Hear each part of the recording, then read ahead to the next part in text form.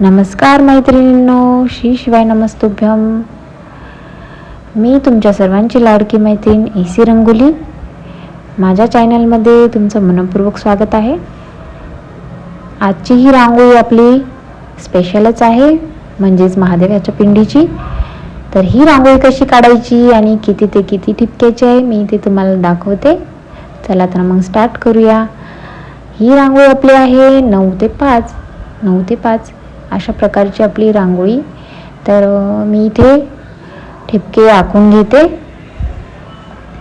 आणि तुम्हाला माझी ही रांगोळी कशी काढायची ती दाखवते.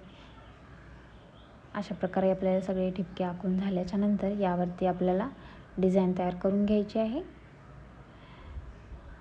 सर्वप्रथम आपल्याला इथे चांदणीचा आकार करून घ्यायचा आहे आणि त्यानंतर आपल्याला जे उर्वरित ठिपके आहेत त्याला पण एकमेकाला जोडून महादेवाची पिंडी तयार करायची आहेत.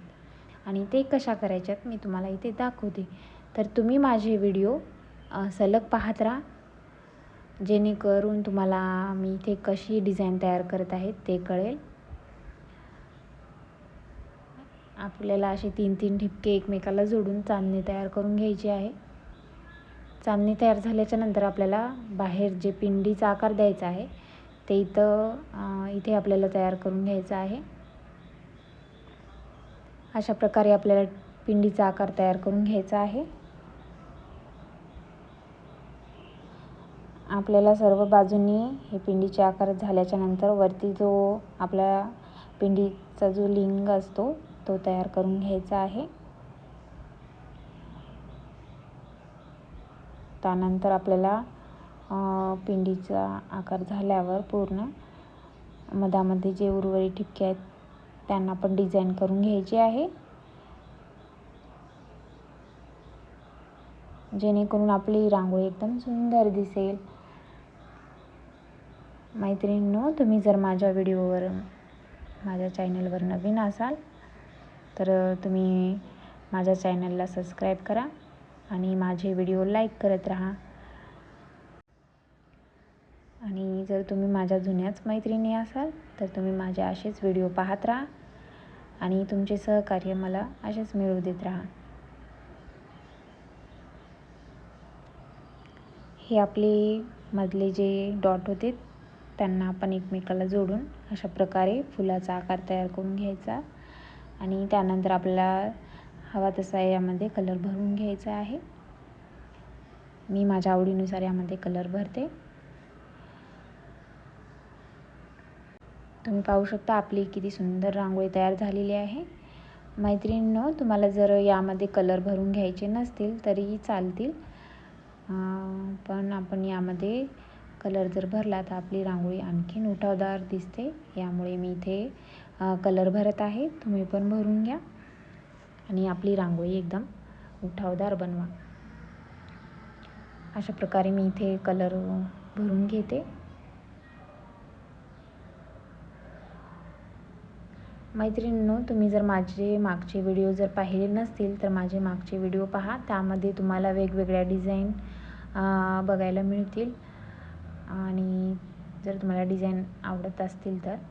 आणि 3D पण रांगोळ्या आहेत ते पण पाहत राहा आणि ते तुम्हाला कशा वाटतात ते मला कमेंटमध्ये सांगायला विसरू नका. आणि तुम्ही माझ्या चॅनलला असंच फॉलो करत राहा, जेणेकरून तुमचं मला सहकार्य मिळत राहील. तुम्ही पाहू शकता आपण इथे किती सुंदर अशी डिझाईन तयार करून घेतलेली आहे. महादेवाची पिंडी आपल्या किती छान सुंदर दिसत आहेत. आता बॅक साईडला मी थोडे पिवळ्या कलरनं एक आकार टाकून घेते महादेवाच्या पिंडीच्या बॅक साईडला आणि आपली रांगोळी उठावदार बनवण्याचा प्रयत्न करते. आणि या महादेवाच्या पिंडीवर आपल्याला एक फुलाचा आकार काढून घ्यायचा आहे. त्यासाठी मी इथे आधी केशरी कलर टाकून घेत आहे आणि त्यानंतर आपल्याला आजूबाजूनी पांढरे डॉट टाकून तिथे एक फुलाचा आकार तयार करून घ्यायचा आहे. आपली अतिशय सुंदर रांगोळी तयार झालेली आहे. तुम्हाला पण ही माझी रांगोळी कशी वाटते ते कमेंटमध्ये सांगायला विसरू नका आणि माझ्या व्हिडिओला लाईक करायला पण विसरू नका. तुम्ही पाहू शकता अतिशय सुंदर असे आपले हे फुलं तयार झालेले आहे. आणि मैत्रिणींनो, तुम्हाला माझ्या सर्व रांगोळ्या आवडल्या असतील अशी एक आशा करते आणि तुमच्यासाठी असेच नवनवीन व्हिडिओ, नवनवीन रांगोळ्या घेऊन येण्याचा प्रयत्न करेन. तर तुम्ही पाहू शकता इथे आपले फुलं तयार झालेले आहेत. आता आपण मधामध्ये जे पानं काढलेले आहेत ते आपल्याला पूर्ण तयार करून घ्यायचे आहेत. मी इथे मधामध्ये डिझाईन भरून घेण्याचा प्रयत्न केलेला आहे. नाही भरले तरी चालेल, पण आपली रांगोळी जर उठावदार बनवायची असेल तर अशा प्रकारे इथे मध्यभागी डिझाईन काढून घेते मी आणि माझी रांगोळी पूर्ण करते. नमस्कार.